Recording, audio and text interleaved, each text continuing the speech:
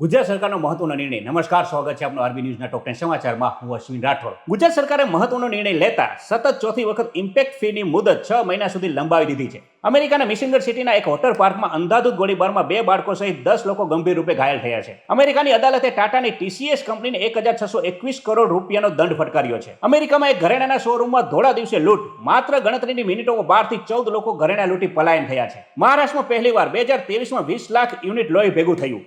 આનું કારણ મહિલાઓમાં બ્લડ ડોનેટ કરવાની જાગૃતતા વધી હોવાનું સામે આવ્યું છે. રાજ્યભરમાં ચાલી રહેલા જીએસટીના દરોડામાં અમુક હોટલ અને રિસોર્ટ આવ્યા ઝપટમાં. પાકિસ્તાનમાં યુએન મિશન પર સાયબર હુમલો થતા એકાઉન્ટ, ઈમેલ, યુટ્યુબ ચેનલો હેક. કોંગ્રેસ નેતા અધીર રંજન ચૌધરીએ લોકસભા ચૂંટણીમાં કારમી હાર થતા બંગાળ કોંગ્રેસ છોડી દીધી છે.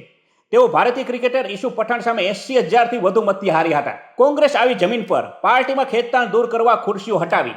આગામી ચૂંટણીની સમીક્ષા માટે હવે બેઠકનો દોર નીચે ગાડલા પર બેસી નક્કી કરવામાં આવશે. લોકસભા ચૂંટણી પૂર્ણ થયા બાદ ફરી એકવાર ઈવીએમનું ભૂત ધૂણ્યું. એલોન મસ્કની પ્રતિક્રિયા બાદ રાજકારણમાં નવી ચર્ચા શરૂ. રાહુલ ગાંધીએ ઉઠાવ્યા સવાલ. તો આ હતા આજના ટોપ 10 ન્યૂઝ અને હું હતો આપની સાથે અશ્વિન રાઠોડ. જય હિન્દ, જય ભારત.